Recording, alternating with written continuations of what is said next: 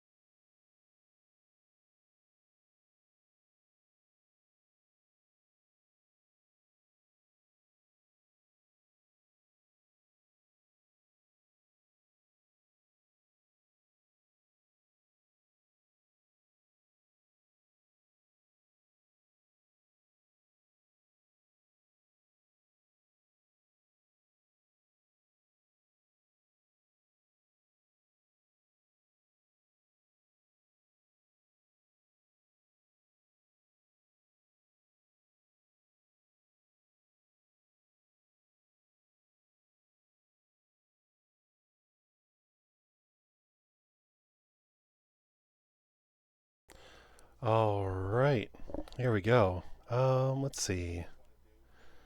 Let me adjust the music just a little bit. Okay, that's actually it should be fine as it is. Okay. All right, and then time to switch scenes. There we go. Um, it is a bit of a, I guess it is a bit of a little bit of a mess, but I I put it together myself. It's homemade, homegrown, grass-fed, pasture-raised. Um, it's good for what we need it to be. Let's see. All right, so how is everyone doing tonight? Hope everyone's doing well. Um, so there we go. I've got everything up and ready to go.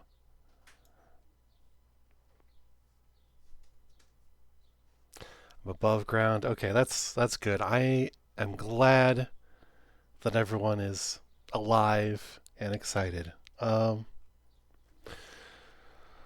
all right.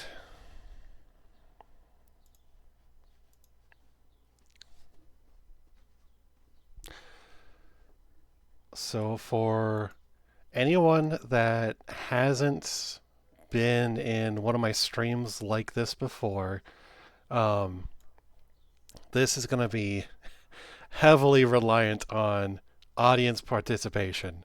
Um, but basically, I've got a choose your own adventure using Call of Cthulhu tabletop rules, and I'm going to be reading the descriptions, the actions, and everything. And usually there's going to be at least two options, and um, it's basically going to be either first come, first serve when it comes to the options our character takes, or it's going to be majority rules. And then if there's a tie, which I'm sure there won't be, but we'll see what happens. Um, I'll just roll the dice and we'll see where it goes from there. So I actually quickly made up an investigator for this game. Um, I decided to name him Edwin Shields. And my kind of quick and messy backstory for him is that he's a veteran of the Great War, um, returned from the war, and kind of had a bit of rough luck. Um, does he know Lewis? Uh, um, oh, oh, now I remember your Call of Cthulhu character now.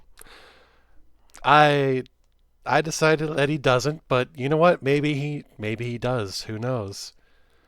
Um, we're gonna see how this story folds out.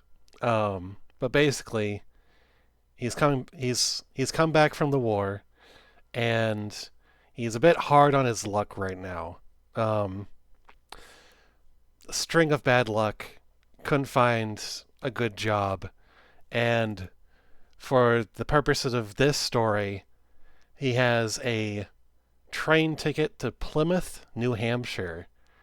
Um, basically trying to find some work, or he has a lead on a job, and he's taking this train to get there. Um, as far as stats go, let me just pull up his sheet really quick. So he's about 38 years old, uh, born in Anywhere, USA. I did not get specific, but I'm kind of imagining it as like, he came from a small town. Um, enlisted or yeah, enlisted in the war, and then he's coming back home and just having a bad case of luck. Um, and that's led him to taking this train to find employment. Um, as far as his stats go, he's actually pretty average in everything. He has 60 strength, so he's kind of strong. Um, well, the most noteworthy parts of his stats are he has 60 strength, so for those that are not familiar with Call of Cthulhu, it is a 100% a D100 system. All the stats are based on percentiles. Um, so our soldier boy Edwin here has 60 strength, 70 constitution. Um, so he's got some good stamina. He's pretty healthy. He has 60 appearance, so he's pretty handsome. Um, and but he has a size of 40, which means he's a little bit smaller. He's a little bit on the short side. He's a short king. We we support short kings here. Um, but his luck stat, despite me saying that he's been kind of down on his luck stat is 75, which is really really good. And will be useful for us later on in this adventure, kind of depending on how the dice rolls go. Um, as you can see here, I did do some test rolls. Um, it seems like 2 out of 3, our luck is pretty good. Never mind uh, that almost critical failure on the test strength roll I did. Um, but we'll not worry about that. Those don't count. Um, but yeah, so 75 luck. So in this game, if you fail a roll or need to make a critical success, or when say like we get a failure, and we need it to succeed, we're like two numbers away, or like 2 points away from a success. We can spend our luck in order to turn that failure into a success. And I'll say that even counts for like if we're trying to get a higher degree of success, because in this game system, you have you have degrees of success. Basically, the lower you roll, the the better the roll is. So as long as we roll like under a 60 for strength rolls, we will succeed. We have a 60% chance of succeeding. Um, as far as his actual skills go, um, I kind of decided that he was probably. I decided he was probably a medic in the war. He has a pretty good first aid, which is a 45. Um, and then one of his hobbies was as is kind of automobile mechanics. He has a pretty good 50 for mechanical repair. Everything else, it's kind of meh. Like he's got some pretty decent charm. Um, my guess is he's probably so used to being handsome that he usually doesn't really have to talk all that much to charm people up. Um, I did decide he was pretty good at climbing. We have a climb of 45. I have no idea if that's going to be vital to this little scenario that we have here or not. But he does have some pretty good expertise with guns. So there's that going for him. Um, but anyway, Enough of all that. I'm actually going to go ahead and get started on reading the opening lines here.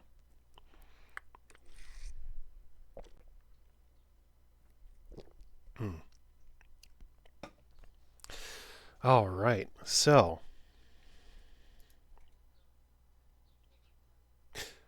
I guess the I was just glancing over this, and I guess the adventure has basically chosen where our soldier boy has grown up.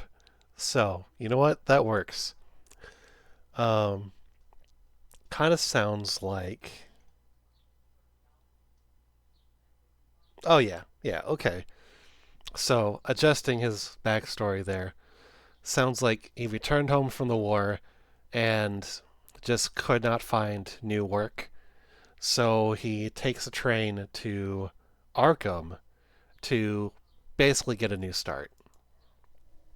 So we're going to go with that. That sounds pretty solid. So, anyway, now we begin.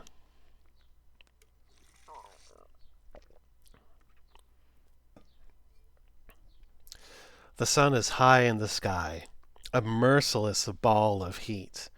You feel scorched by the time you reach the bus halt in front of Osborne's drugstore. It's a relief to put down your heavy cases and take off your hat for a moment. You fan your face. It has been a long summer here in your hometown, and yet a curiously empty one. You look across the street at the grubby butcher's shop, the grocer's with its faded awning, and the shabby tobacconist. Mistrustful faces glare at you as they pass, eyeing your clothes and luggage. It was your parents' choice to live here, not yours. You were happy down south as a child, among Providence's white-walled houses and leafy churchyards. Perhaps this new job in Arkham will supply the change you need. Get everybody you know in the world lives here. You know nobody in Arkham, not one soul. You ask yourself one last time if you are doing the right thing. The answer is here. None of your supposed friends have come to see you off. You are alone. Whatever challenges lie in Arkham, it will be a new life and a brave one. A small gray motor coach approaches and rattles to a stop. You put your hat back on and pick up your cases. All right. Go to 263.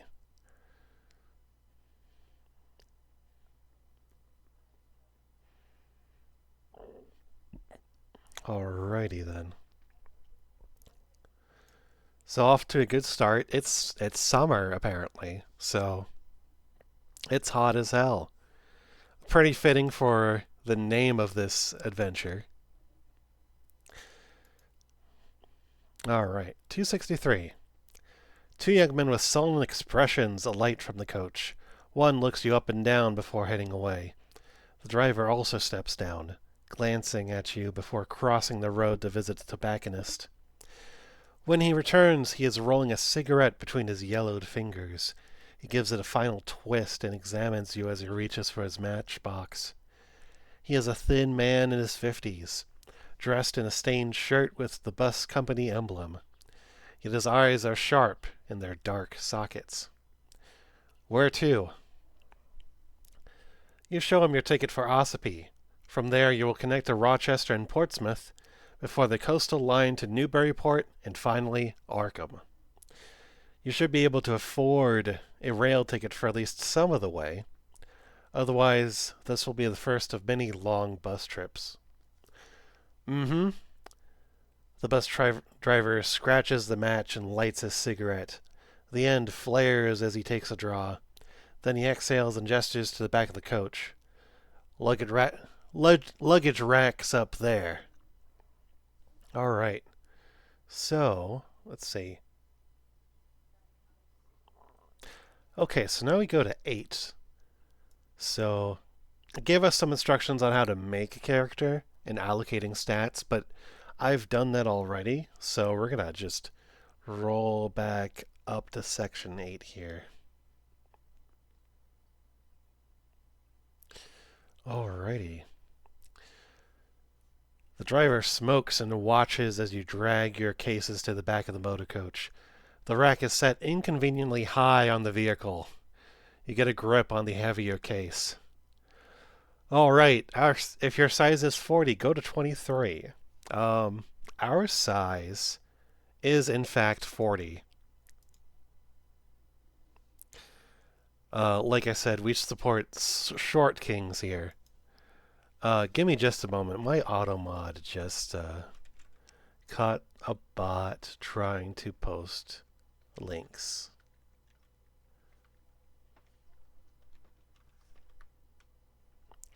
Just gonna throw out a quick ban. There we go. Alright. So we're going to 23. You struggle for a few seconds before the driver comes up beside you and lends a hand, still puffing on a cigarette. Heavy bags for a small one, he remarks. You judge it best to respond with a simple thanks. You judge it best to respond with a simple thanks. I stumbled over my words there for a moment. So up to 233.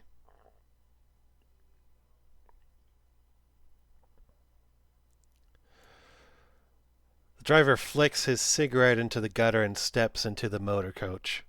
Its engine coughs into life. You board, grateful that you will be the only passenger for the initial part of your trip at least. With mixed emotions, you watch from the window as the tired avenues of your old home slip behind you, receding into the distance. For a few minutes you can still see the church spire over the brow of a low hill. Then the road dips and it too is gone. Arkham is your new home. You will travel there and make a new start. Alright. And then it is giving us some more instructions on character creation, but we're going to go to 134 because I've done all of that already.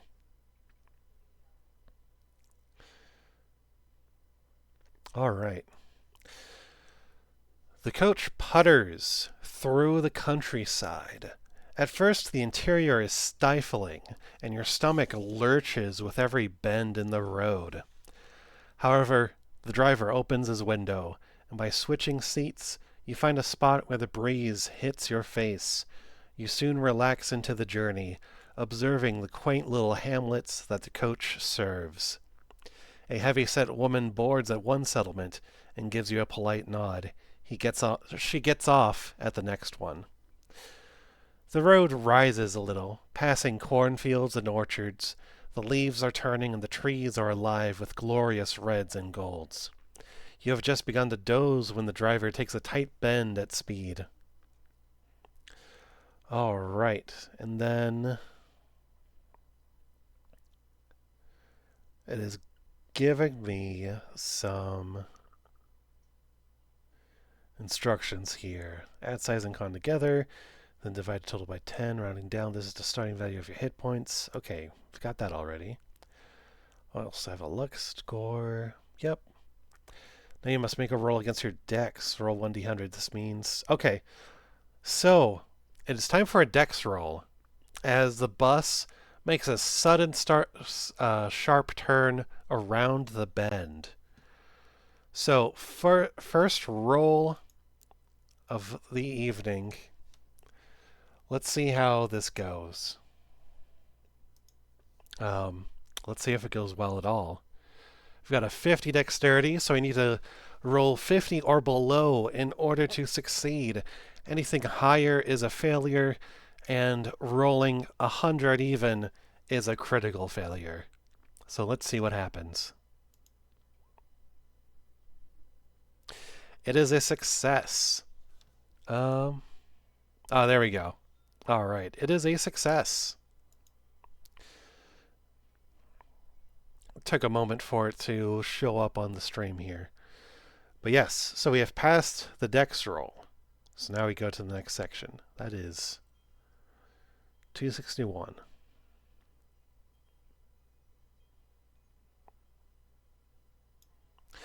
A desperate yell awakens you. You feel yourself slide from the seat as the driver spins the wheel and the motor coach plunges off the road.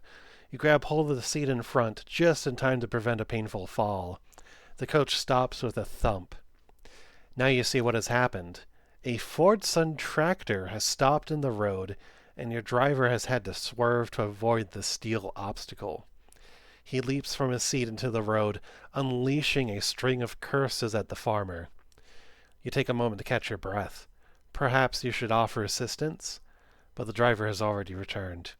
He backs the coach up a little and threads it around the tractor, glaring at the farmer. Hello, Miss Terrarium. Good to see you. We are playing some Call of Cthulhu. Um, it's basically a choose your own adventure, and when the option comes to make a choice, I ask chat what they want to happen. So, I love this game. Yeah, it's a lot of fun.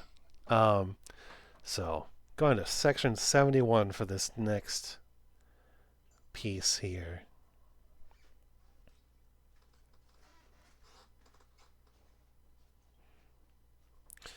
All right, it looks like. Oh shoot! I chose a profession that this adventure does not. So it is the tabletop game. It is the tabletop game. We're playing with the tabletop rules. This is basically a choose your own adventure using the rules of the tabletop game.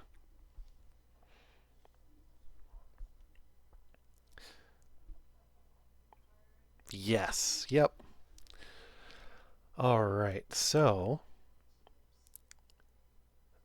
section 71 here. You resume your journey. The driver takes the curves with more caution than before. He glances over his shoulder at you a couple of times. Then let me join him because I was like 12. Oh, it's a lot of good fun.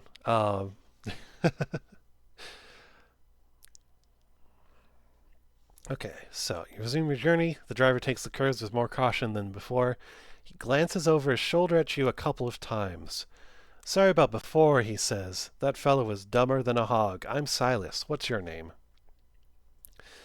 The accident was at least as much Silas's fault as the farmer's, but it doesn't seem shrewd to antagonize the man while he is driving you through the middle of nowhere. All right, so we've already made a name. I've already done everything here. The coach turns onto a narrower road, which weaves uphill through woodland. Silas becomes chatty. Going to Arkham, eh? Can't say I ever heard of the place. Went to Boston once. Didn't like it. Too much hustle and bustle. You got family there? A special someone waiting? The afternoon is wearing on. You see no harm in confiding in Silas about your new life. A job, eh? What's your line?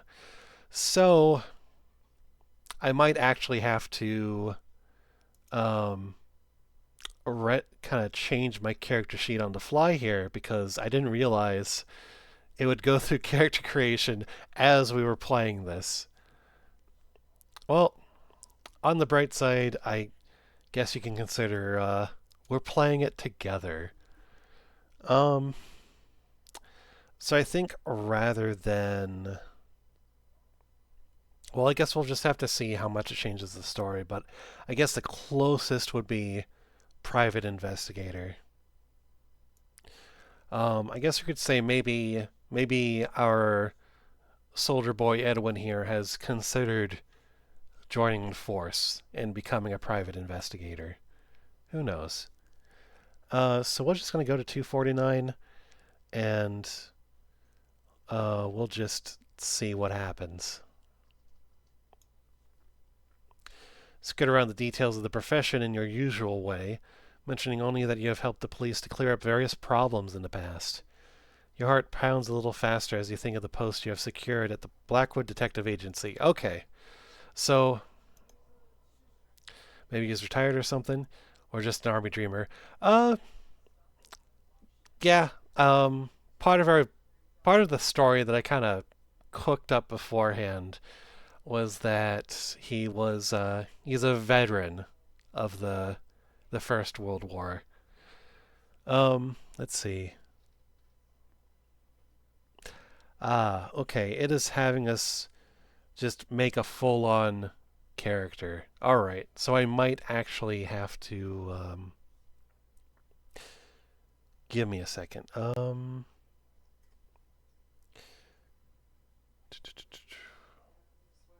Okay, I might actually have to make some changes to the character sheet because I had the everything set up for him, his occupation being a soldier, um, and his skill set in mind for that.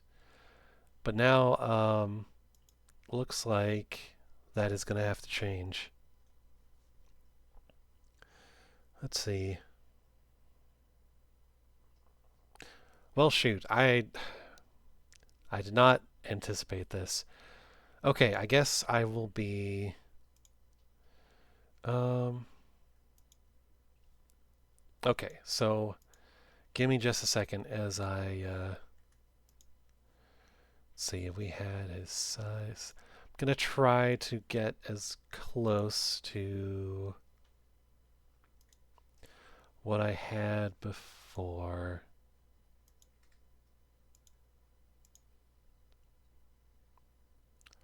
Let's see, 50, and then yeah, it's just taking me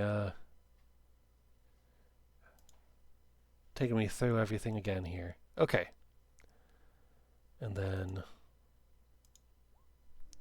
all right, so yeah, we're just gonna remake his sheet, I suppose. I'm still gonna list him as 38, and then hang on a second, as it's gonna take me through through the ringer here.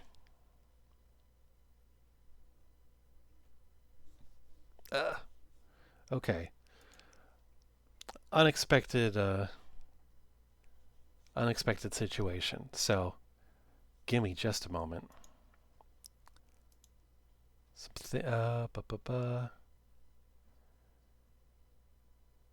There we go.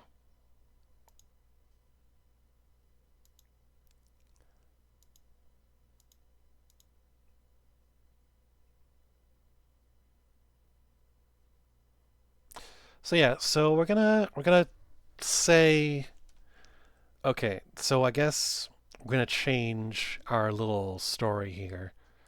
Um, Still gonna say he has a knack for first aid because that's kind of what I want to go with. That feels right. So he was a medic in the war, and then after the war, he is kind of signed up to be a private investigator. Um, since the scenario we're playing here has turned out a bit differently than I anticipated. Um, so he's actually gonna be okay. So this is gonna actually change his skills quite a bit. Um, we're gonna say he has some skill in photography because that's the one of the options it's giving us. And then let's see, disguise, law, library use. All right. So since this is about his occupation,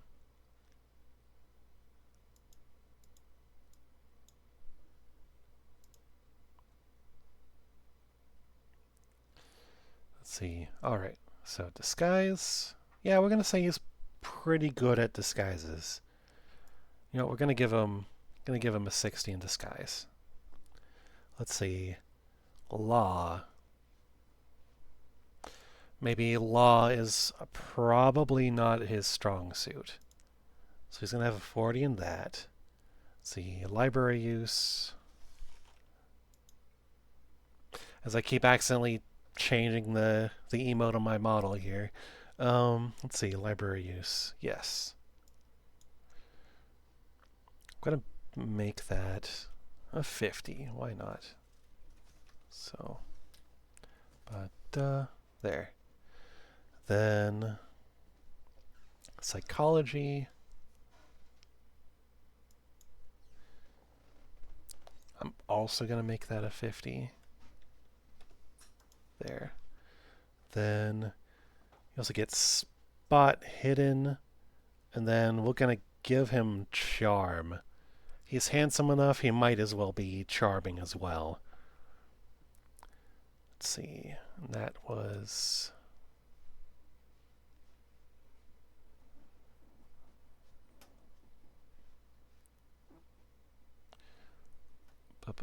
Okay, there we go.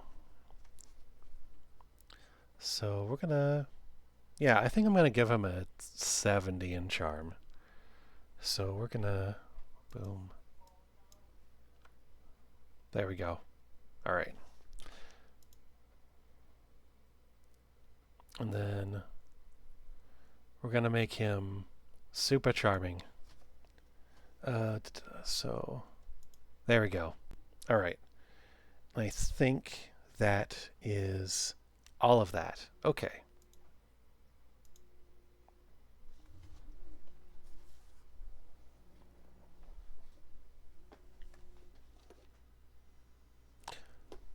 Oh.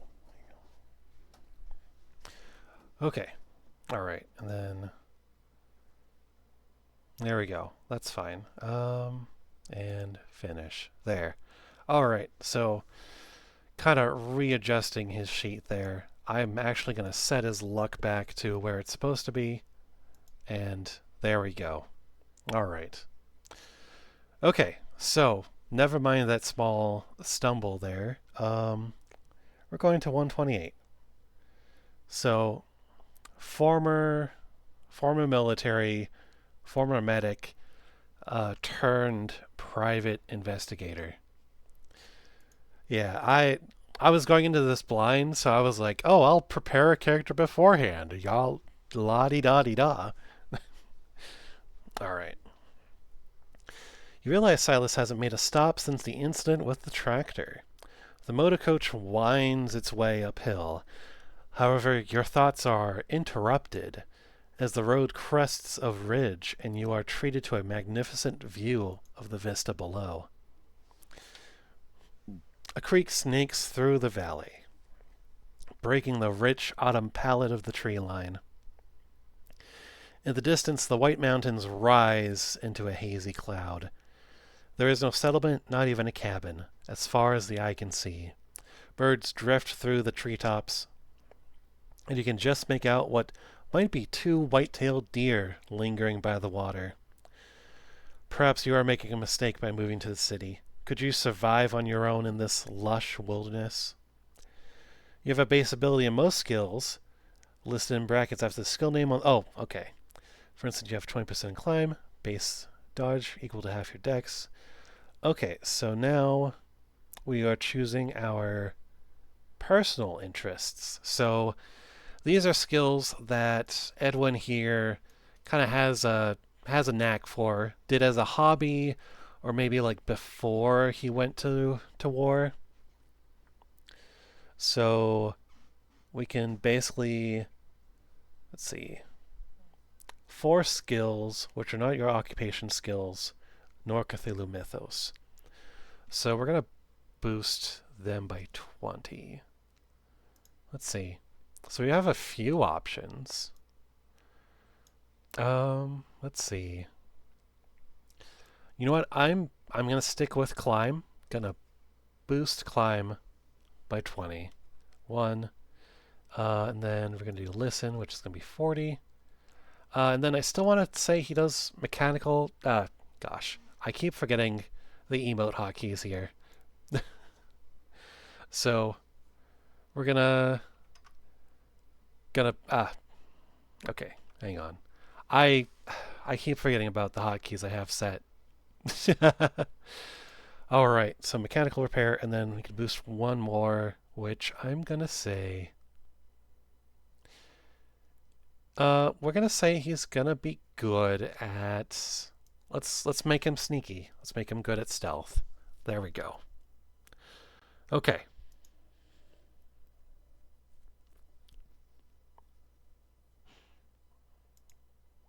Oh, I did not mean to click that. I just realized uh, we are gonna have to change this back to the default. There we go. Because I just realized we did not put any points into either of those. There. Okay. I am a professional. Power word. Fart. I don't know why that sounded twice, but you know what? It's fine. Okay. So, back on track. Where was I? Oh, yes. Yes. So, we've done our hobby skills here. Sounded normal to me? Okay. Must be on my end. Must be just through my OBS then. Probably something going on with my audio settings. That's whatever. That's fine. Have the 2-for-1 special. All right. So continuing on. Going to section 144. The motor coach rattles on through the hills, and Silas lapses into silence. The sky darkens behind you, pinks tinting the clouds as the sun descends. Finally, a welcome sight comes into view. A settlement on the crest of a hill. This doesn't look like the pictures you've seen of Ossipee, but perhaps you can persuade Silas to stop while you stretch your legs. Minutes later, a harsh stuttering from the engine interrupts your reverie. Silas frowns and rattles the gear stick. The motor coach falters in its ascent. Silas utters a curse you don't recognize and grinds his teeth, struggling at the wheel. You seem to inch up the hill until you reach the first buildings, low dwellings constructed from a rough, red stone. Silas wrestles the coach into a small bay off the road. He scrambles off his seat and makes for the engine compartment. All right. So, we can either roll drive auto. We can roll our drive automobile skill, or we can do a psychology roll. So, our drive auto skill is 20, and our psychology roll is 50. However, we need a normal success with the drive auto, and then we need a hard success with the psychology. So we need to on the psychology roll, we need to try to roll a 25 or better in order to succeed. So, are we going to go for drive automobile or psychology? Looks like we've got one vote for psychology.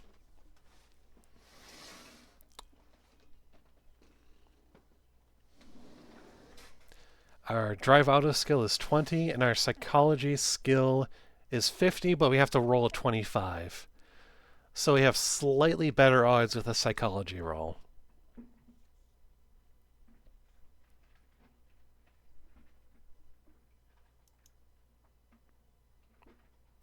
All right. I'm going to say we're going to go. I have no idea how this works. I'm here for the vibes. All right. Yeah, so Erish, to kind of give a quick rundown, I am basically reading a choose your own adventure story, and we're also using a choose your own adventure story that uses the rules of the Call of Cthulhu tabletop.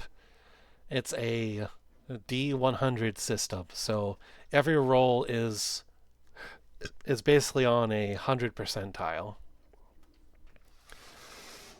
But you know what? That's totally fine. Here for the vibes. So we're going for psychology. So we have to get a 25 or lower in order to succeed the psychology roll. And it is a failure. We have failed. So let's see what happens.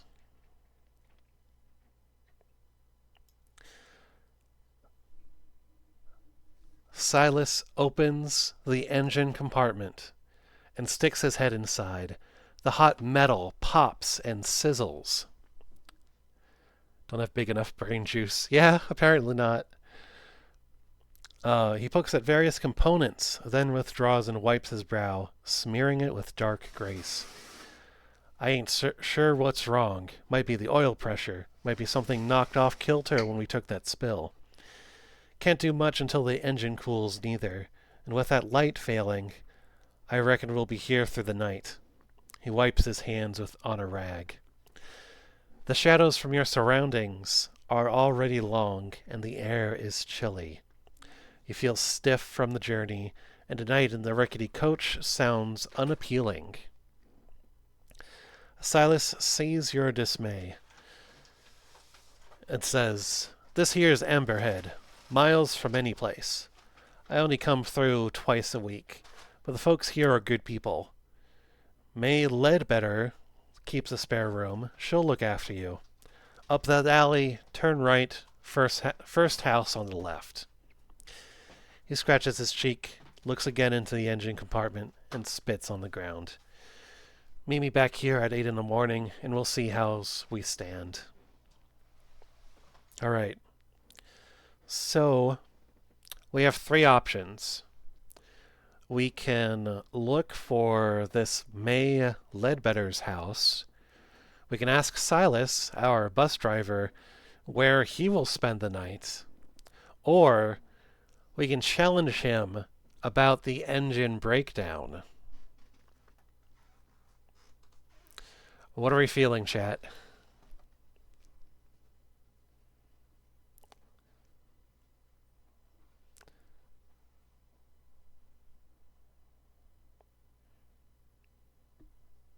Tell him he's a liar. All right. So we got one vote for challenging him. Go find the lady's house. All right. So one for challenging him, one for finding the lady's house, and 3 for I want to know about the engine. All right. Find where to stay. Okay. So it sounds like we've got 2 votes. Sounds like knowing about the engine is. It sounds like it's pretty close to challenging him about the breakdown because we haven't looked at the engine ourselves. And then we've got 2 votes for going to May Ledbetter's house. You said we wouldn't get a tie. Well, I said it probably wasn't likely. So I'm going to roll a 3-sided die here. Get wrecked, Riley. Yeah. A rip to me. So it's a tie. So I'm going to roll a 3-sided die here. 1 is we're going to go find the lady's house. 2, we're going to ask him ask our driver where he's staying. And 3, we're going to challenge him about the breakdown. And it is a 3. Venus. We'll also say check the engine. Definitely not user errors casual. Alright, so we got a 3. So we are challenging him about the breakdown.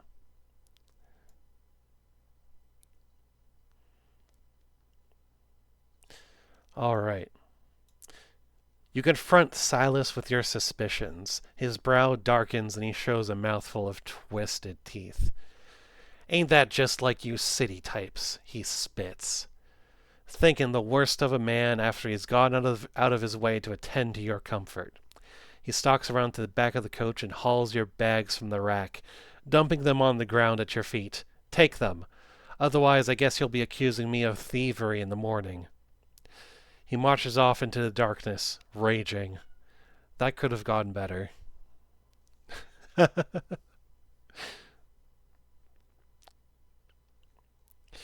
All right, 267. You drag your cases between the sullen buildings. You feel surprisingly weary, considering you have spent all day sitting down. Silas's directions lead you to a modest dwelling with a slate roof. The nameplate reads Ledbetter, and underneath a sign in neat copperplate reads Lodging Room. The lane around you is gloomy, but a lamp flickers in the window. A breeze chills your face. You're not about to begin your new life by sleeping in the street.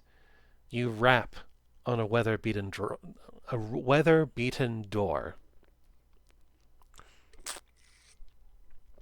Definitely won't bite us later or anything. Yeah, it's possible.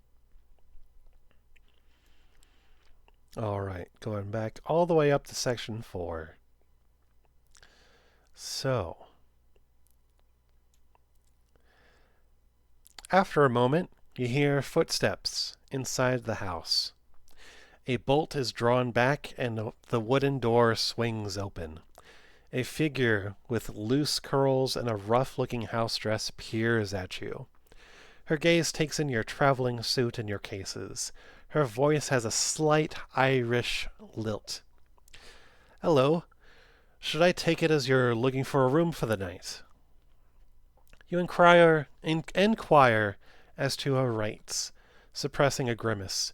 As far as you've seen, the village does not offer you many alternatives. Oh, you'll find them very reasonable, she says. You look tired. I'm May. Come inside, we'll talk over a cup of tea. The Ledbetter house feels cramped, with a low ceiling and simple fittings, but it is well kept, and a cheerful fire crackles in the grate. The aroma of the tea is soothing, and the cup warms your fingers. Have you come to Emberhead for the festival? Asks May. All right, so we have two choices, chat. We explain what happened with Silas and the coach, as in the coach broke down and Silas is really angry with us, or we can ask about the festival.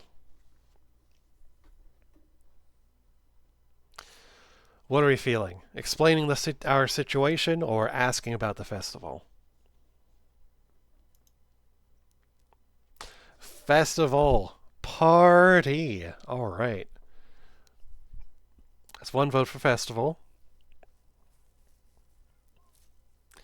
Explain. Okay. One festival, one to explain. Are we going to get tiebreaker? Want to know about the party? They don't got to know about who we are or why we're here. That's fair.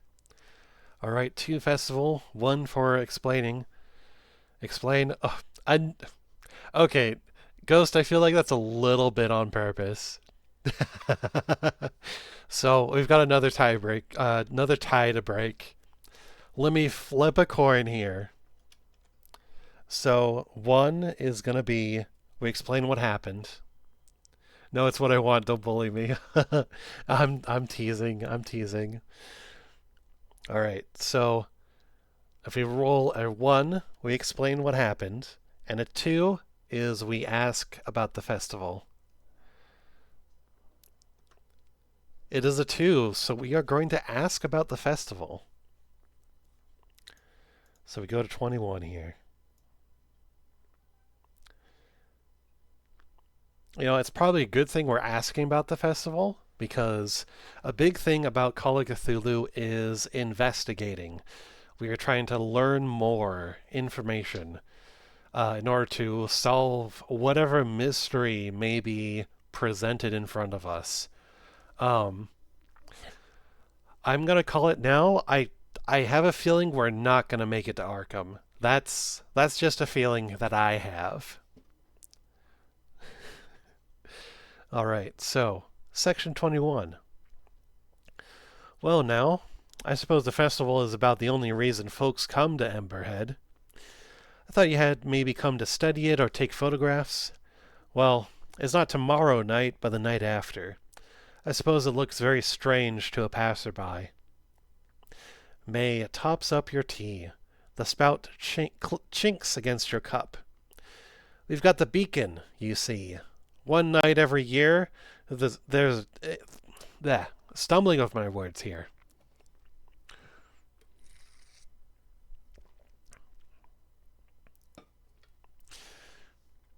Knowing about what I do about the Cthulhu mythos, digging isn't always the best course of action.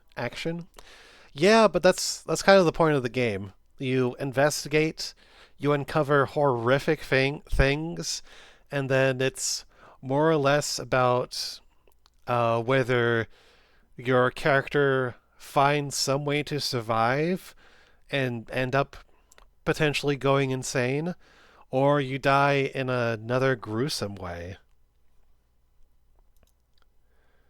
The last time I did a stream like this, our character, who was a professor, actually turned into a monster and was attacking hikers in the mountains. My vote is for going insane. And then my first stream that I did of this, the character actually almost survived all the way to the end of the scenario, and then we failed like the very final roll, and ended up being controlled into throwing ourselves into a whirlpool that was swallowing up the town. Does insanity come with free health care? Um, Insanity in this game comes with a trip to a 1920s asylum. Um, but it also depends on the time period. Because there is also like a modern setting for Call of Cthulhu. Um, there's also like different supplements for various time periods as well. Oh no, yeah. Anyway, so I was reading. Yes. So we've got the beacon, you see. One night every year there's a torch-lit procession and we light the beacon on the cliffs. You've never seen the like of it. They say it keeps the spirit of the village alive for another year. It's a celebration. A celebration. She trails off for a moment and blinks. Might work, by the way, so if I'm too long to answer, don't wait. Okay, don't worry. I won't wait too long. I just want to give everyone a fair chance to answer. Alright, she trails off for a moment and blinks. But you didn't come here to listen to me blather. You must be hungry. I can rustle you up a bit of stew, and May names the price so low you accept it without hesitation. Oh wait, hold on. I can rustle you up a bit of stew. How would that be? You ask again about her rates, and May names the price so low you accept it without hesitation. The room is small but comfortable, and the stew is dark and hearty. After dinner, you have a couple of hours before your usual bedtime. That is ominous to hear about the festival. Burning someone to keep the spirit of a village alive is very pagan feeling. Burning a stranger who just came to town, maybe. Oh boy, I hope we burn at in a bonfire. That would be fun. Okay, so we've got a few hours to kill. There's some really good stew. Can't imagine why the rate would be low enough we automatically stay. Yeah, that's true. So we've got three more options. We can talk to May some more, walk around and get your bearings, which I'm guessing is walking around Emberhead itself, or we can turn in early for the night and get some schmeep. So we can talk to May, walk around, or go to bed early.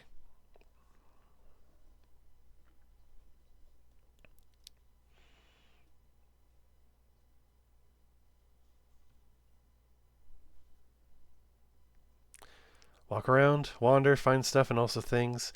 This is clearly a pagan town. They're harmless. Let's take a nap. Alright, so Best 2 out of 3 then. We're going to take a walk.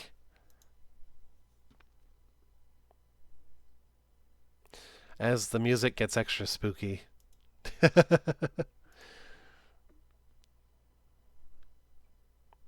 Alright, so 75. May's brow creases when you announce your intention to take a stroll. Mind how you go, she says. Emberhead's surrounded by cliffs, and we don't have your fancy street lamps here. Take the lantern and watch your step. Outside you see what she means. The sky is overcast, and only a few glimmers of moonlight peek from the clouds. Without the heavy lantern, you would be walking in near total darkness. You cannot hope to get an overview of the village over tonight. Maze Street is a narrow passage hemmed in by squat, dark dwellings. At the end, however, it opens up. A wide thoroughfare heads off to your right. A crude sign names it Silbury Street. To the left, a few yards away, your light picks out the crooked posts of a simple fence, and beyond that, the ground drops away into darkness. You take a couple steps closer, but you can see nothing. Air from below cools your face. Then some instinct makes you look around. We're going to go to 86.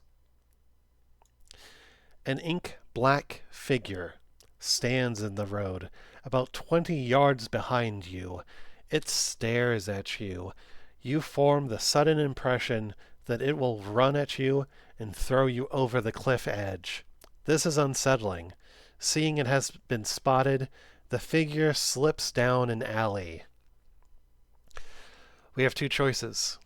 We can return to the Ledbetter house, or we can confront the dark figure.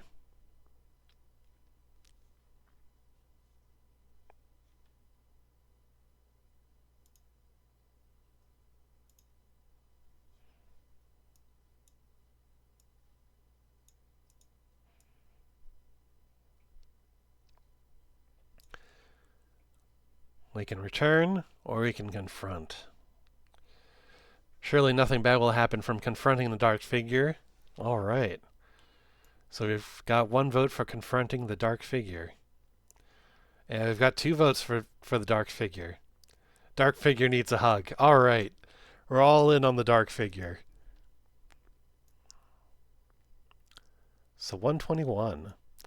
As you approach, the figure takes a pace back, then another. It slips down an alley between 2 buildings. So we need to make a track roll here.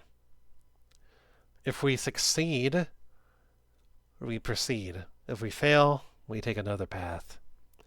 So our track skill only has 10 points in it.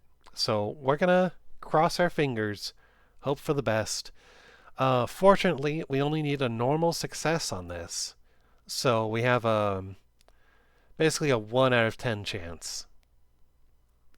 Let's see what happens. That is a failure. The odds are against us. So we're going to 130 then. The figure moves fast, with almost silent steps. You are hampered with a heavy lantern in an unfamiliar environment. You emerge from the alley into a dusty courtyard and can detect no sign of your quarry. You scratch around for a few minutes, but the figure has gone.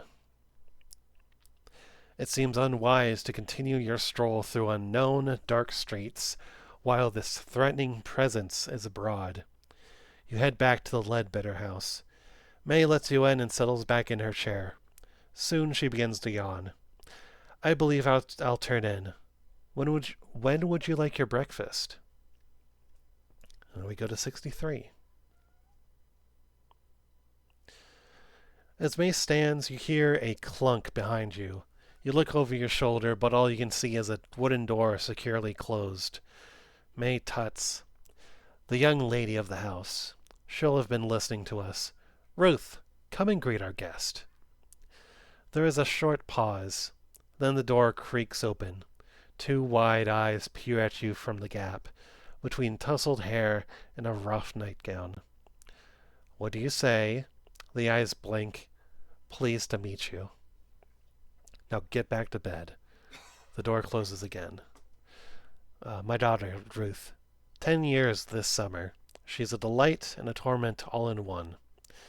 Don't worry, she sleeps in with me. She'll not disturb you. Good night now. You retire to your room. It is a little chilly, but you are too tired to worry about lighting the fire. The sheets are clean, and the bed soon warms up. The silence outside is strange after living in a town for so long, but you soon drop off. And now we go to 154.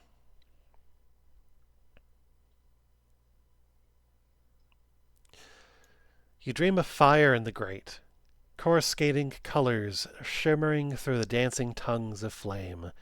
At first they are tiny, almost microscopic, but they grow and grow until a kaleidoscope inferno spills from the fireplace, spreading across the floor, up the sheets. You wake with a start. Daylight glints through the curtains. You get up and examine the grate, blinking the sleep from your eyes. It is quite cold. If you have taken any damage, you may heal 1 hit point back for your night's sleep. We have not taken damage, so we are fine. Now you go to 166. May seems to have no running water, but has supplied some in a ceramic jug. You freshen up at the washstand and go in. She cooks a hearty breakfast and leaves you in peace to eat. At about 7:30, you are paid up, packed, and ready to go. You bid May goodbye, and she wishes you the best for your new career in Arkham. Alright, so we did not succeed at a skill roll. So we are going to go to 192.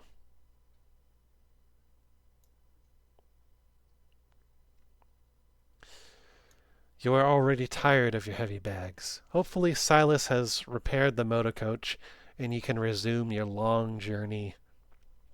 A sourpuss he might be, but the old driver seemed to understand his vehicle well enough. You pause to check your watch, still 20 minutes early, and round the corner. The motor coach is gone.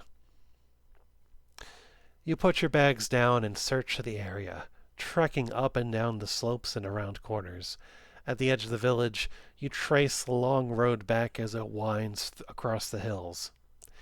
8 o'clock comes and goes. There is no coach to be seen. A passing villager notices your bags. Looking for the bus? I heard him take off at first light. He's due back in 3 or 4 days. If you need a place to stay, May Ledbetter rents a room. The man raises his hat to you and strolls on into the village.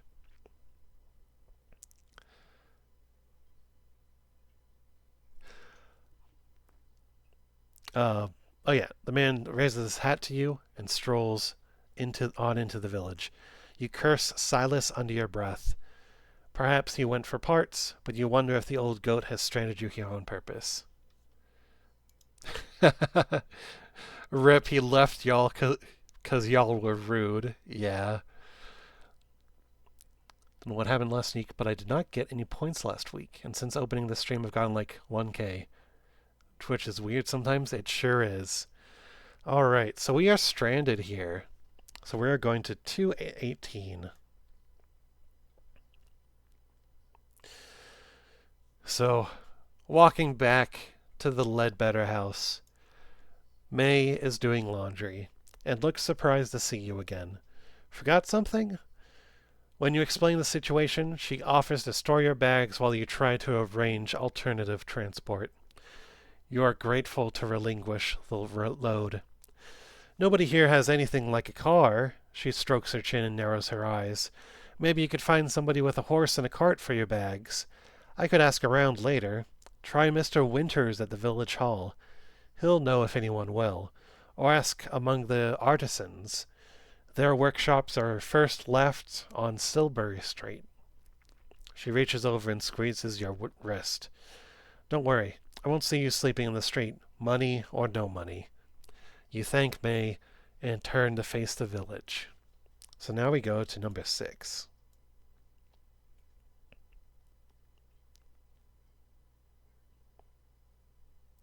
Scrolling all the way up. All right.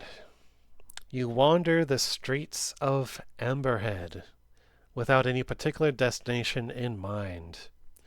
The village is built on a relatively flat upland with splendid views. To the north, the hazy tips of the White Mountains reach for the heavens. To the south, the sparkling waters of Lake Winnipesaukee touch the horizon. The village itself takes less than 5 minutes to cross from edge to edge. You arrived on the winding road to the west. The only other road leads to the south, following a lower ridge of land as it turns east. In the southwest of the village, an open grassy space borders a ruined church, its graveyard cresting the cliffs. To the northeast, the 3 main thoroughfares meet at a raised black metal structure. It looms stark against the sky. So we've got a few options here. We can ask about transport at the general store. We can seek out the village hall.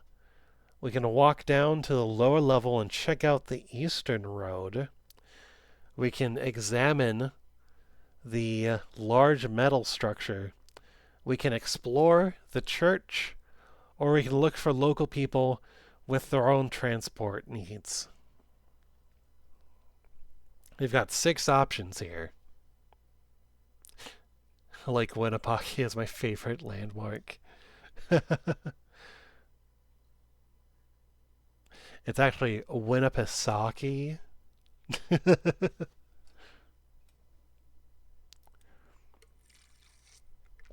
I'll read them again, please. Okay. So we can ask about transportation we can ask about transport at the general store. We can seek out the village hall.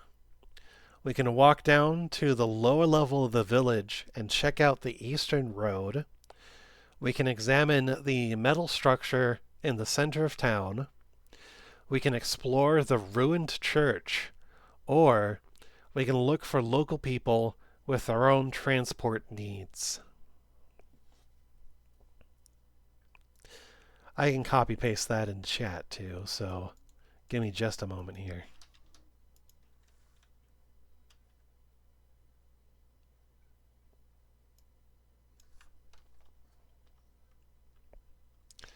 So here are our options. I'm also going to post them in chat. Pardon Twitch for fusing to format those, but so yeah, we can ask about transport at the local store. We can try to find the village hall. We can check out the eastern road, large metal structure, or explore the church, or look for people with their own transport needs. All right, so 1 vote for village hall, 1 vote for exploring the ruined church.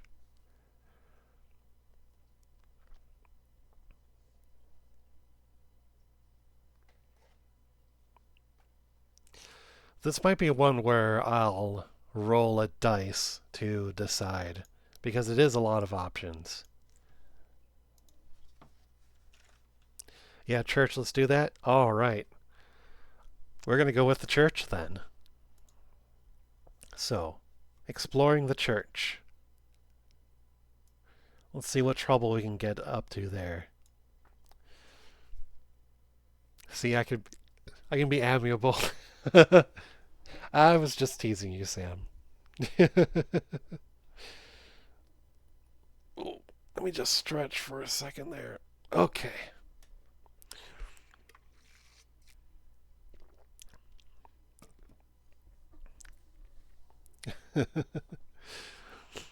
All right. So you cross the street towards the church. Thank you for your interest in the Discord. You can join following this link. All right, you cross the street towards the church. As you glance to your left, your gaze alights on the large metal structure. Something bothers you about its positioning. You back up and look again. Yes, Emberhead's central thoroughfare points directly at the structure. This seems too precise to be a coincidence. You press on and draw. You press on and draw into the shadow of the church. The building is in a sorry state. The top of the steeple is missing, a ragged gash of splintered boards marking its absence, and the floors beneath it have collapsed. It appears to have torn through the roof of the main building as it fell. Only the back half is still intact. The white paint, which once covered the church, has yellowed and peeled. It seems safe enough to explore the rear section. The old pews are stacked against the wall, choked with mildew. Most of the windows are broken.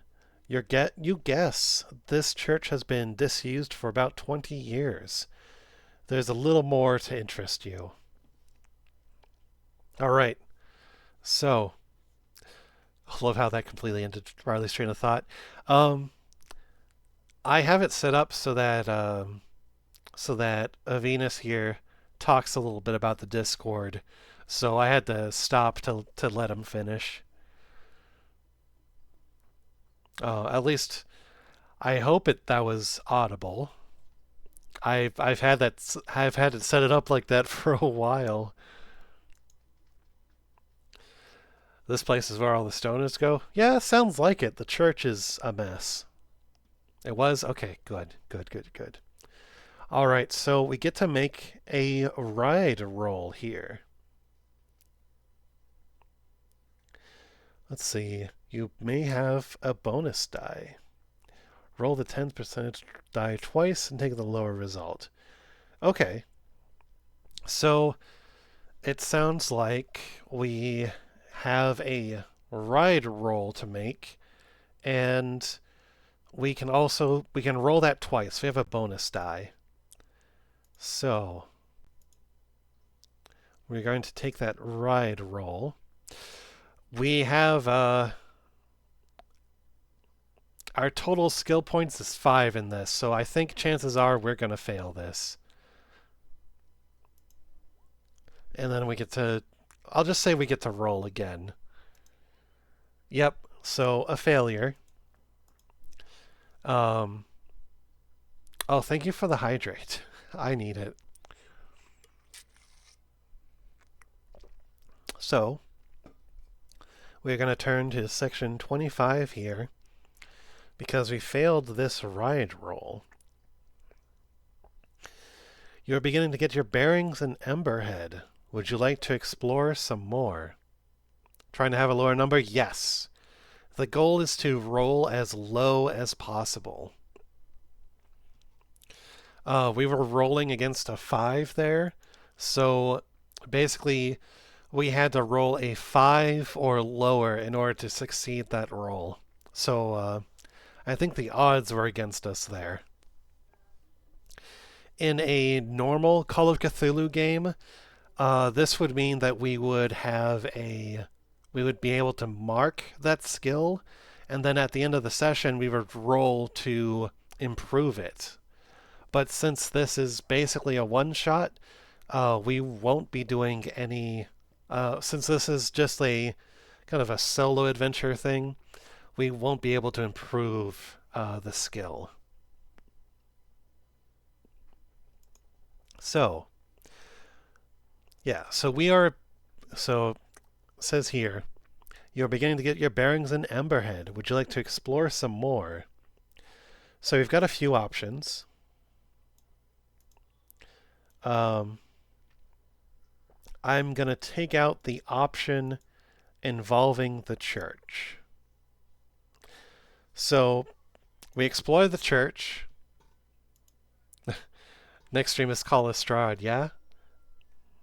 Maybe someday. Alright. So, we've already explored the church, so we basically have 5 options.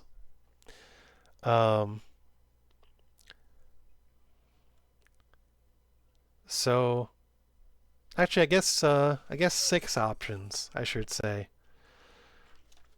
So we can do any of these things here, or we can move on to um, proceed in the story. So we can ask for transport at the grocery store or general store. We can look for the village hall. We can check out the eastern road, or we can examine that metal structure. Or we can look for other people that might also need transport, or we can move on to something else.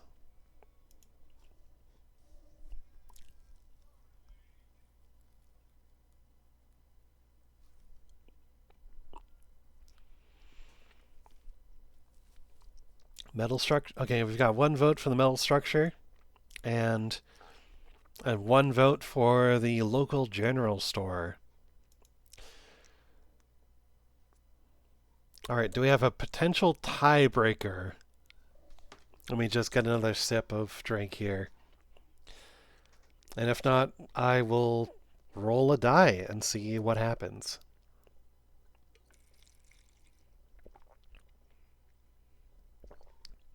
Went into the church and fucked shit up.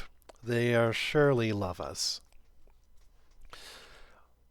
Well, I'm not entirely sure what that roll was for, but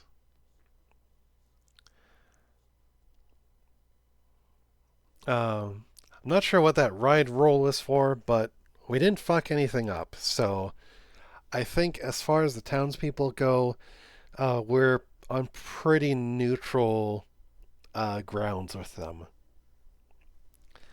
I don't think they hate us at all.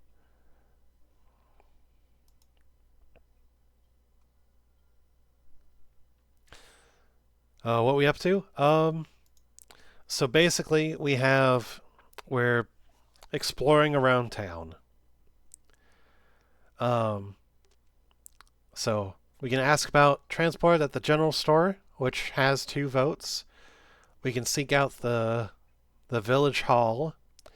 We can walk down and check out the eastern road. We can examine the large metal structure in town, which we have 1 vote for. Or we can look for, see if anyone else also needs transportation. Or we can move on to something else. Metal structure is for sure trouble. Oh, yeah. I'd say transport or haul. Okay. All right, so sounds like we've got 3 votes for asking about transportation at the local general store. So we're going to go there. So that is a 16. There we go. The general store is on a corner beside the main road, just before it plunges to the south. The shopkeeper. We have 2? Oh, hold on. Oh, okay, 2. 2 and 1. Okay. Still, the general store has 2 votes, so I think we'll go in that direction and then see what happens. Because it seems like we can pick 4 options and then the story moves forward. So we'll just go with the general store. Yeah, so the general store is on a corner beside the main road, just before it plunges to the south. The shopkeeper is a brisk, immense lady with a starched apron and strong shoulders. She looks hard at your unfamiliar face. Transport? There's a motor coach comes through twice a week. Missed it? Truck brings in my supplies every second Tuesday, but he's not due until next week. She shrugs. It seems Emberhead is content to keep its distance from the outside world. You have enough money to buy 1 or 2 inexpensive everyday items here. Remember, the year is 1927. The shop stocks no weapons except a dusty hunting knife, which you may purchase if you want. Then go to 25. So, do we do we do we want to buy a hunting knife?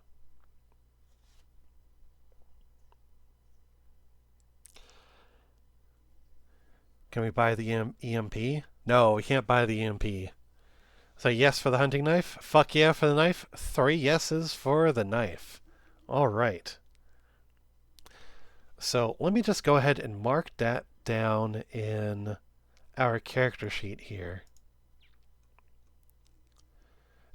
I think we need the knife. Okay. Yeah, Chad is in agreement. All right. So let me go ahead and... So, Dusty hunting knife. If we can't get an EMP, can we at least get the mechanized war beast? No. It is 1927. That is not a thing. Alright, so we are going to 25.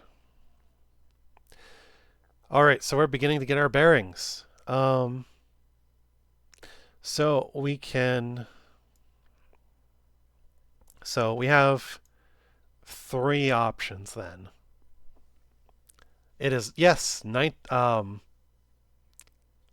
1927? What do you mean? Alright, so we have... Yeah, it looks like we have a few options here. Which one? Yes. That one.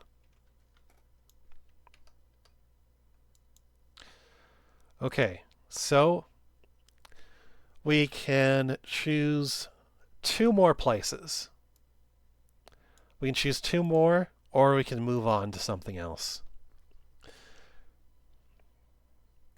We can seek out the village hall, check out the eastern road, examine the large metal structure in the center of town, or we can look for local people that have their own transport needs. So a few options there, and we can pick 2 of them. I'm headcanoning that it's the 1927 from FMA then. Can we buy an alchemy circle? Oh, no, it's basically our 1927. It's not Full Metal Alchemist. Metal structure? All right. So we got 1 vote for the metal structure. The ominous metal structure.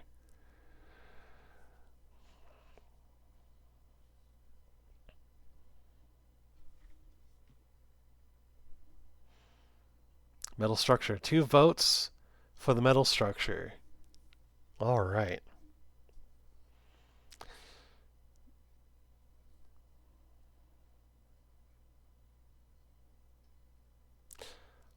All right, we're going to go for the metal structure then.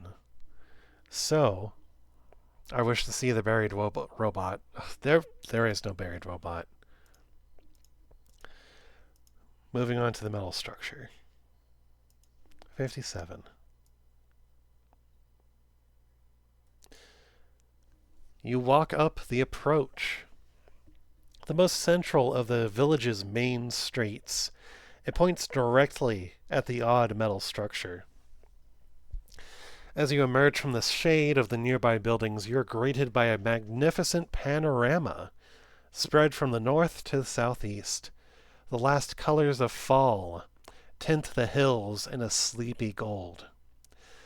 The structure, however, by contrast, is made from uncompromising iron, singed black. It supports an immense curved platform at the level of your head. Further struts snake up to a central point. It looks like they may have been some kind of sculpture at one time, but are now twisted and melted beyond recognition. An older gentleman passes, looking up at you with rheumy eyes. "Are you here for the festival?" he asks. "That's the beacon. When they light it, night after next, you'll be able to see it 10 miles away." He gives a little nod of satisfaction, then moves on, leaning on his walking stick. Now you notice bundles of wood, tied and stacked against the buildings nearby. Perhaps this festival would be an interesting diversion, but you really must head to Arkham as soon as possible. So now here, we make a spot hidden roll. So let me just pull up our character sheet here. So now we need to roll spot hidden. I did put points into this. So we have our skill with this is 60. Surely nothing bad will happen in Arkham. Oh, we'll just have to wait and see. If we can get there, at least. So we have a 16 spot hidden. We have to roll under 60 in order to succeed. Let's roll. That is a 78. Yikes. So since that is actually a pretty close roll, we do have 75 points in luck. We can spend luck and turn this into a success. We would have to spend 18 points of luck out of our 75, though. Is that something that everyone would like to do?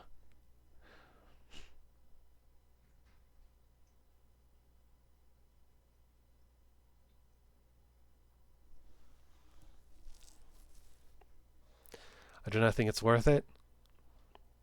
Okay. As luck gets worse, things get more bad, yeah? Well, there may be times where we might have to make a luck roll. Say, like, if it's like, if we're in a tense situation or if we're trying to find something quickly. It really depends on what the scenario throws at us. But spending our luck points is an option. Like, say, if this were a normal game of Call of Cthulhu, if, say, you needed a grappling hook, for example, and you forgot to put one in your character's possessions, but it's something that your character would reasonably bring, you would roll a luck roll to see if you have one. And then failing would just be, whoops, you didn't pack one. So the luck doesn't have an influence on how bad things get, but it can be useful for, say, if the scenario gives us something that involves a luck roll. I've never read this before, so we're pretty much going in blind.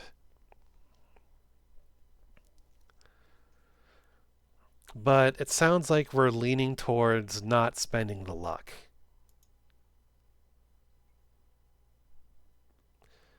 Gotcha, thanks. Def save. All right. So we're going to save on the luck. We failed that spot hidden roll. So we are going to go to 25 here. Yeah, save. All right. Majority votes to save.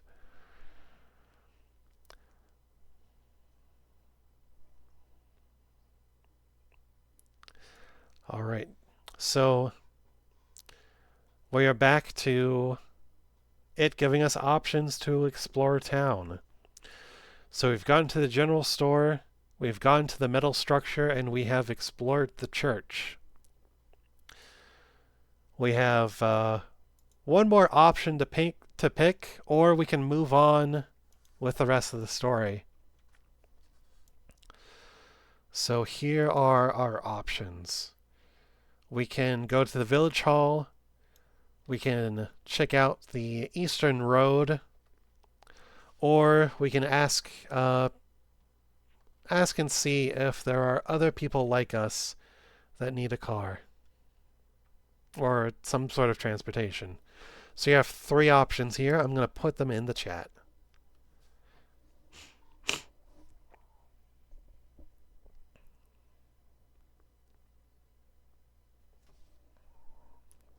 Excuse me, I'm going to blow my nose really quick.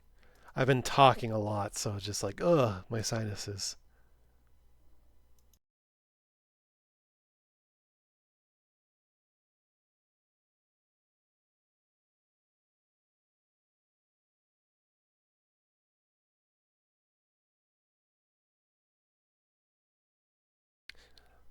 Don't want to talk to people. They look oddly like fish and settle me. No, this is not Innsmouth. This is Emberhead. Completely different town. On this episode of Does Riley Unmute? The answer is yes. My gosh.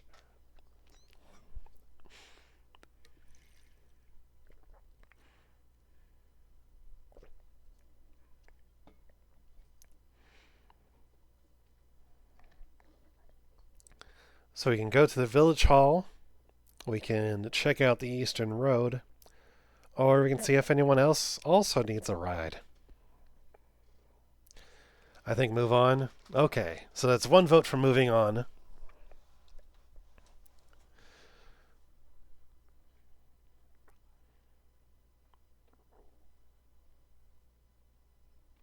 Yeah, move on. All right. All right, so we are deciding to move on. So let's go all the way back to section 3. Your morning exertions have left you hungry. You roam the streets of Emberhead, looking for sustenance. There is nothing resembling the busy cafes of your hometown, or anything that might be called a restaurant. It is beginning to look like you will have to get supplies from the general store when May Ledbetter comes down the street with a girl trailing in her wake. This must be Ruth. As she notices you, she races past her mother and approaches you with a smile. This is a different Ruth from the shy creature of last night. As she approaches you, she stops and stretches her arms up in celebration. She looks up into your eyes. Abruptly, the smile drops from her face and she looks several years older. Get out before the festival, she hisses. Get out! She blinks hard, then scuttles back towards her mother. May approaches, wrapping an arm around her daughter's shoulders. She smiles. How are you getting on? Have you found transport? Startled, you explain the frustrations of the situation. I'd try Mr. Winters in the village hall. He's always in of an afternoon. You'll be hungry by now? Help yourself to any food in the house. The door's not locked. You glance at Ruth, where she has squirreled herself behind her mother's legs. Her eyes implore you to silence.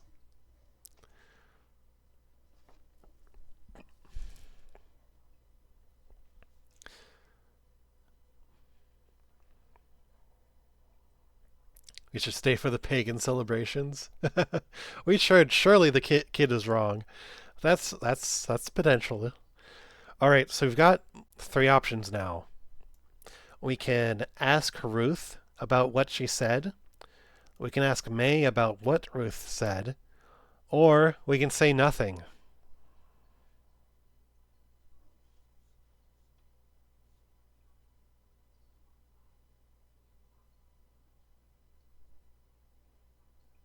Nothing. All right. 1 vote for nothing. Nothing? Okay. 2 votes for nothing. Good to know that chat is not a snitch.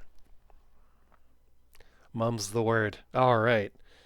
So we are going to say nothing to either May or Ruth.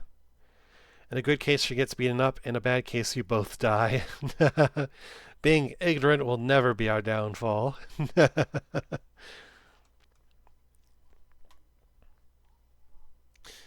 All right. You take your leave of the Ledbetters and head towards their house. The door opens easily. In the low kitchen, you make a meal from stodgy bread and leftover stew. A little window offers a view to the mountains.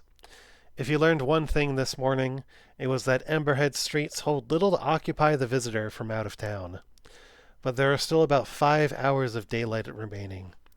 You could take some provisions and the bare essentials from your luggage and set out in the hopes of reaching another settlement before dark. Or you could ask advice from this Mr. Winters. So we can prepare and walk out of town and try our luck there, or we can walk to the village hall instead. What is everyone feeling? Walk out of town or go to the village hall?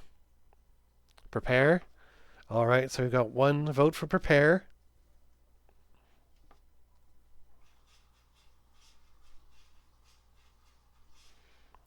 We are wrecked either way. Oh, that's true. So two. Well, that's potentially true. Who knows? Maybe we can find another town. So we got two votes for prepare. All right, so sounds like we are going to prepare and try to walk out of town. Um, might seem like the best option considering we had a child hiss at us and tell us to leave town before the festival. Even if you're fucked, you may be able to handle that better if you're prepared. That is true. All right. So, let's prepare and walk out of town. You take money, water, and some sandwiches. It seems polite to leave May Ledbetter a note explaining the situation and that you will return for your bags as soon as possible. The sky is flecked with cloud, but shows no sign of imminent rain. All right, I'm out, Toodles. Have a good stream. All right, have a good night, Rivers. Thanks for stopping by.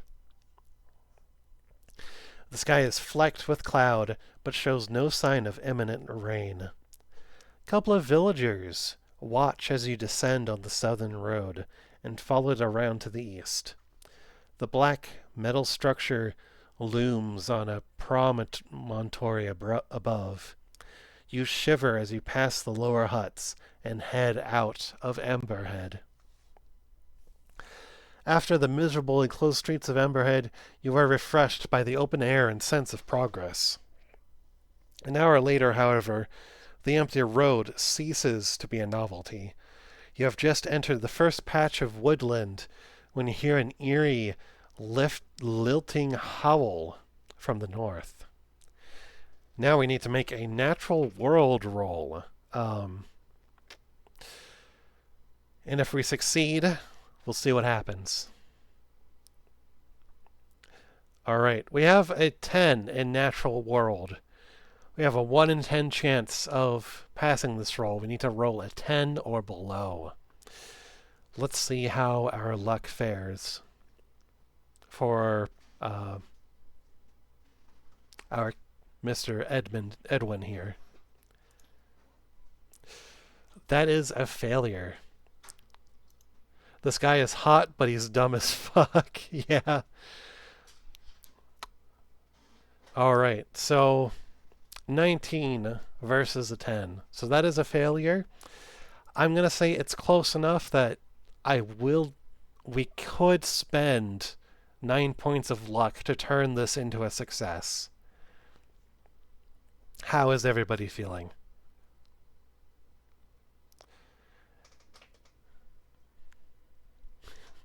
We take hot but dumb in this house. Yeah? I mean, he's oh my god. I think I accidentally made a short himbo. He's shorter than average. He's also attractive. He's handsome. And he has a charm of 70. I think we made a himbo. I say spend, it's only 9 points, right? Yeah, so let's just yeah, so 75 luck points. We spend 9, brings it down to 66. I also agree on the spending. All right. Oh, didn't mean to do that. So we are going to spend those luck points, lowering our luck down to a 66. All right. So 35. The call is that of a coyote, common in this area. The sound can be frightening, particularly at night, but coyotes have learned to avoid humans. You can proceed without fear. All right. Oh, so we can actually, it is telling me we can make a check mark next to natural world. So we are actually going to mark that because we succeeded. So now we go to 54. Let's see. All right, let me just take a sip of water really quick. It looks like there is an ad break in progress, so we are going to pause for a moment. I'm thinking we'll do 2 or 3 more options, and then I'm going to end for the night. There's a lot of talking. I don't want to strain my voice too hard because I also talk a lot at work.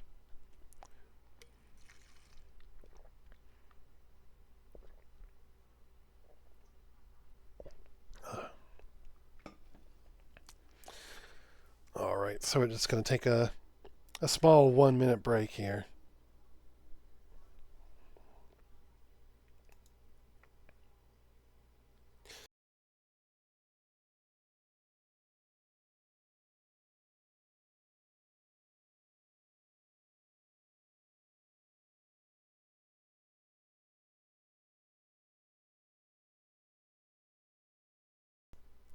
So I hope everyone's enjoying the stream.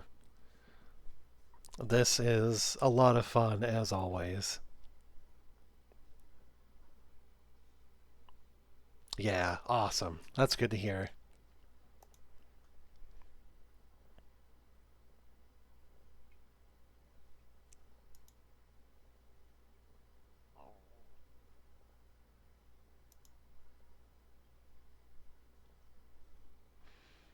So Works nicely as a background podcast. Oh, thank you. Plus, it's a game I'm really interested into. Oh, nice. That's good. Call of Cthulhu is a fun game. It's it's a fun horror game. I love it. All right, so looks like the ad break is over, so we're going to continue.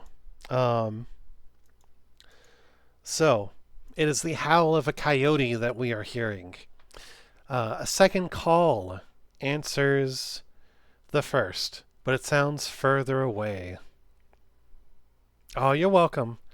You're welcome, Vay. I noticed the ad break was about to start, so I figured I might as well uh, pause and stop for folks that are caught in the ads. I'm usually not the best at catching when the ads start, but in this case this time I was. All right. Ugh, excuse me. So, a second coyote call answers the first, but it sounds further away. You follow the road through woodland. Branches lean over the road. The foliage is quite beautiful, from gold to russet to a deep, rich red. Fallen leaves crunch beneath your feet. After about half an hour, you emerge from the trees. The road makes a lazy curve around foothills ahead, into another patch of woodland. A rough track seems to offer a shortcut through the woods. So if we have 3 options here. We can head up the hill to try to spot another settlement. We can try that track that seems to offer a shortcut. Or we can stick to the safety of the road. How is everyone feeling?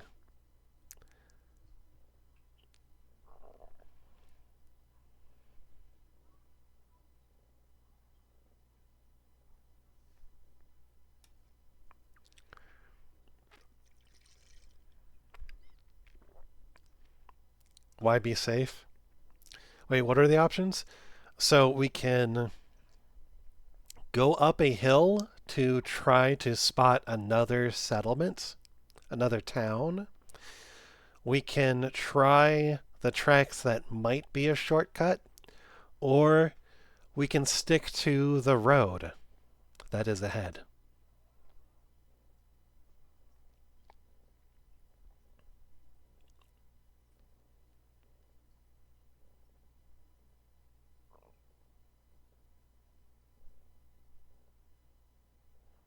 My vote is for the shortcut. Okay, one vote for the shortcut.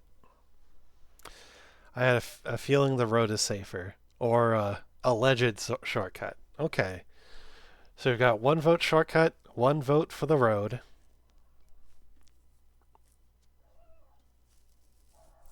This is Horror Story 101. Yeah, shortcuts are dead. Not necessarily. It could be a shortcut. This guy is dumb as fuck. Should keep him on the road. All right. So it sounds like we've got 2 votes for the road. Just because I would be a final girl does not mean I want our protagonist to be. All right. So it sounds like we are sticking to the safety of the road. Playing it safe.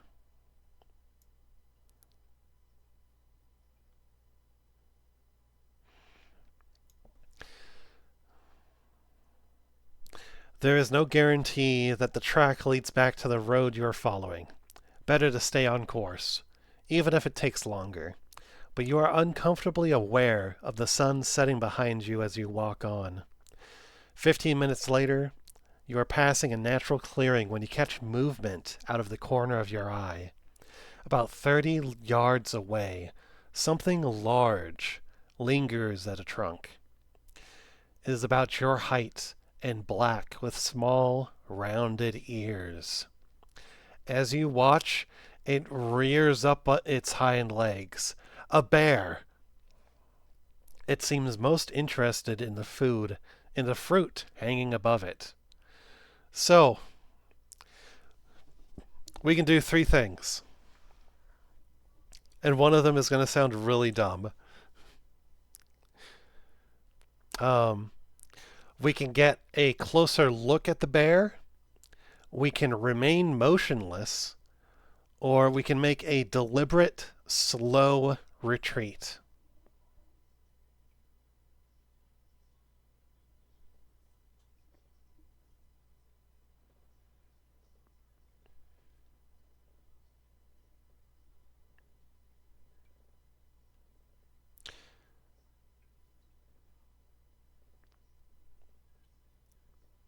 We can get a closer look.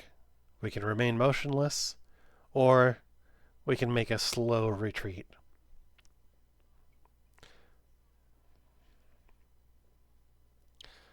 Whatever is safer, to be honest. Okay. Well, I don't know the options here, but I'm going to assume that's going to be a vote for a slow retreat. Okay, everyone's retreating. All right, that's fair. It is a bear. You've heard that bears are not aggressive, but why take the chance when you are alone, miles from help? You move away with careful, quiet steps. The bear shows no interest in you at all. Punch the bear in the dick. Oh, we don't know if it's we don't know if it has one. But we are making a slow retreat, and the bear is not interested anyway. You return to the road and resume your walk east. At least, you hope you're still heading east. The curves of the road become disorienting when the light begins to fade. Clouds hide the stars. It seems you will not reach another settlement before dark, and you feel weariness in your legs. The air is much cooler now, and it is time for us to make a listen roll. We have to get a hard success. So let's see what that means for us. So listen roll. We have 40 in listen. So we have to roll a 20 or below in order to succeed this test. Let's roll. Oh, that is a fumble. that is a failure. Um, Under normal game rules, a fumble would mean like a disastrous result. But in this case, it is going to be considered a normal failure because the text does not specify. So we are going to 234.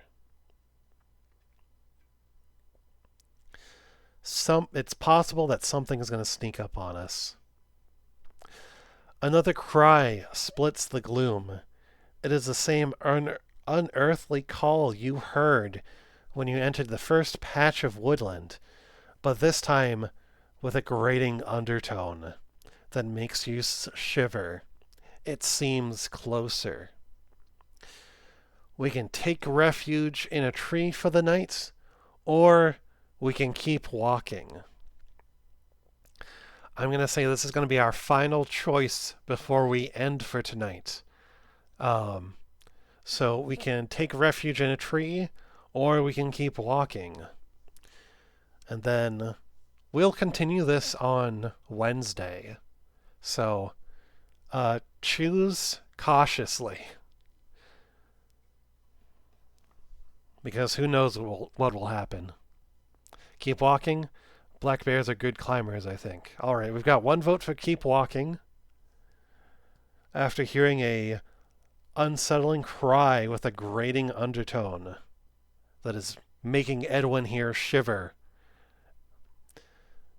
We've got one vote for keep walking.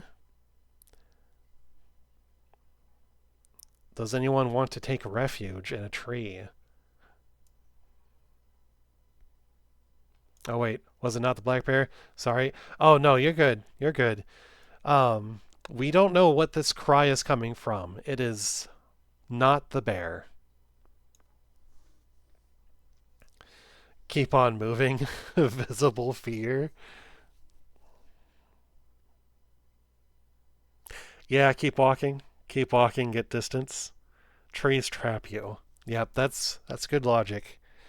So we're going to keep walking. 215. Unappealing as it is to keep walking through the dark, the idea of hiding up a tree while wild animals congregate to plan your slaughter is even less appealing. Sooner or later, this road must lead you to another settlement. You step up the pace. I'm going to read the next section, and then we are going to end for the evening.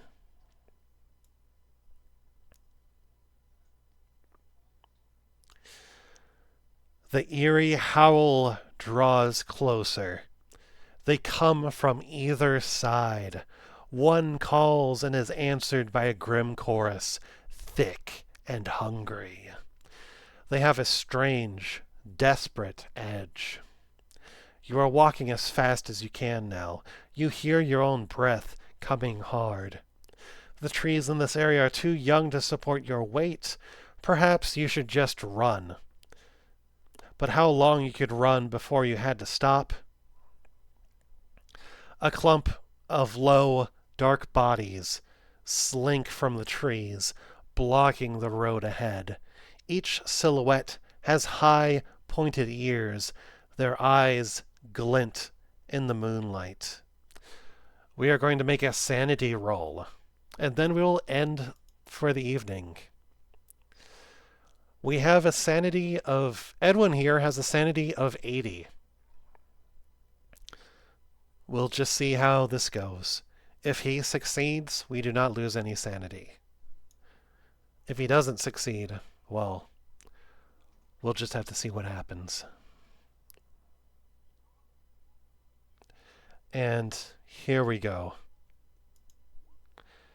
It is a success. We do not lose sanity, but we will have to find out what happens to Edwin next time. So thank you all for hanging out tonight. Congrats, Edwin, on the success. All right, so we are going to go ahead and end stream here. Since 2 hours of reading is very exhausting on my throat. So I am going to make a note of where we are. So give me just a moment here. So we are on. So we're going to so next time we're going to continue on section 269, it sounds like. All right. Okay. Yeah, so I I hope that Edwin makes it out of here alive. Well, I'll just say that much. I have no idea what's going to happen. I have not read this adventure or anything, so we'll just have to find out on Wednesday if he makes it out or not. But thank you all for hanging out. I hope you all had fun. This was lots of fun. Oh, good. I am so glad. I am so glad that it was fun. But yeah. So I'm gonna go ahead and also link my Discord here, um, where anybody can reach me if they want the VODs of the previous time I've done this. Um, and I can very happily send the links for those, just so that like can kind of get a feel of what this sort of stream is like. Kills our character in the first session or whatever, like you do. Thank you So for there's your the link to interest the in the Discord. Discord. You can join following this link. Uh, just in case anyone wants to chat about the stream um, between now and Wednesday. So, yeah. So our poor Edwin has been cut off on the road, a bunch of eyes glinting in the moonlight, pointed ears, um, possibly werewolves. Who knows? Honestly, I would love it if it was werewolves, but we'll just have to find out. In the meantime, I'm going to go ahead and find somebody to raid. Let's see.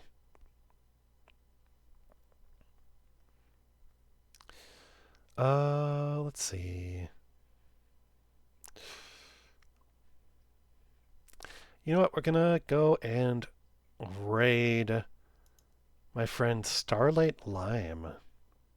Yeah, we're gonna go ahead and raid her. Looks like she is playing Pokemon, so it should be a nice breath of fresh air, moving from spooky, scary Call of Cthulhu to Pokemon. And we will continue this on Wednesday and see what happens to our poor investigator. Uh, Discord link is in the chat for anybody that might be interested, and I will catch you all next time. So I hope you all have a good evening, and we will go ahead and begin that raid.